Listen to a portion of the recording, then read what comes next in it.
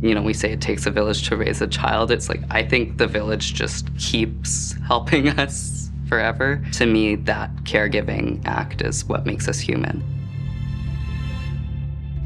My name is Joëlle Pouliot. I'm a journalist and a mental health advocate, and I also live with bipolar disorder. While family members often take on a caregiving role, not everyone has a family to turn to when they need help. Friends and community play a huge supporting role, especially for young people and those from marginalized and at-risk communities who are 3 times more likely to suffer from mental health issues than the general population. Communities help lessen the feeling of being isolated or different from the people around you. But finding your community, both as a caregiver or someone living with mental illness, can be a challenge.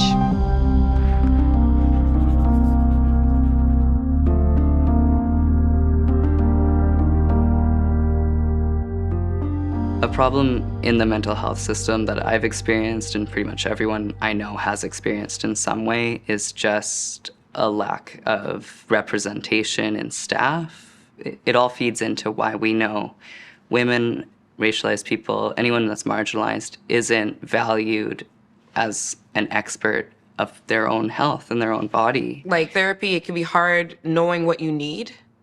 And so having these different community supports and different modes of healing offers people different ways of knowing what actually helps them in their healing journey. Age, gender, cultural background, and sexual orientation can all make it harder to receive and give proper care. And not just within the healthcare system. Caregiving comes in different shapes and forms.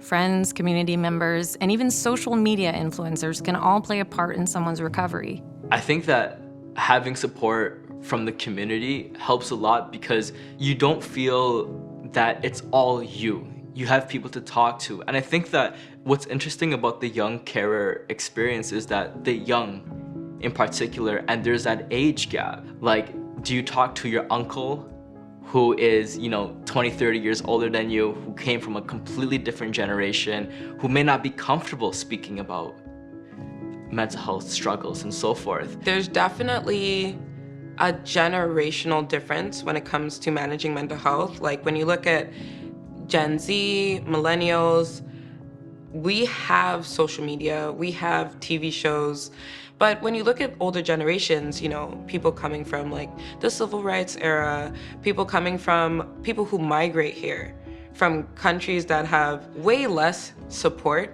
way less social support than what we have here, they had to grin and bear it for a lot of them for their entire lives.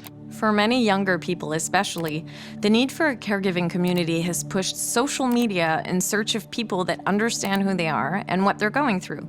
Je pense que quand tu fais partie de la communauté LGBTQ+, tu vas toujours faire face à de la discrimination de près ou de loin, mais être sur les réseaux sociaux, je trouve que personnellement, ça m'a aidé parce que j'ai pu trouver un sens de la communauté, tu sais, pouvoir relate avec des gens, recevoir des beaux commentaires de gens qui s'identifient à ce que je partageais. I think that online communities can definitely be a place where we can provide care.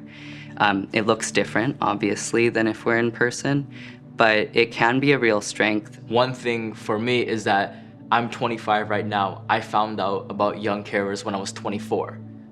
And it's only been a year since I was able to put a name to this experience. Imagine that the statistics show that there's 1.25 million young carers. Imagine how many people like myself are going through the same experience. There's something empowering about talking to people who truly understand what you're going through. Throughout my own recovery, I've turned to friends, partners, and other people in my community for support in times of need. At times, this became my chosen family when I needed space for mine. People in communities that have, shared interests or shared life experiences with you have that context, just in a different way.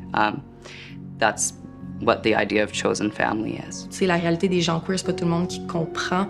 T'sais, les gens à l'extérieur de la communauté peuvent avoir de l'empathie pour ce que tu vis, mais ils vivront jamais sur une base régulière. Fait que je pense que c'est des gens qui ont des expériences similaires à toi, tu sais. As a caregiver, you can often feel overwhelmed and isolated from friends and family who don't truly understand what you're going through. But finding your chosen family can be a powerful way to build your own support network. Look for support groups in your community. Or if you're not ready to commit, finding your chosen family can be as simple as Googling what you're dealing with, or searching social media for influencers who share their own stories. There's always someone somewhere who understands what you're going through and could be ready and willing to talk. The more we talk about it as a community, the less it's stigmatized, the more people are becoming more comfortable with actually seeking professional support and even just talking about their feelings with safe people. If you don't want to share your experience, it's okay, and you're not less of a person for that. And I think if we have a culture where we're raising awareness for young carers, that in and of itself is so powerful. So you may have your experience, but you can put a name to it, you can understand it.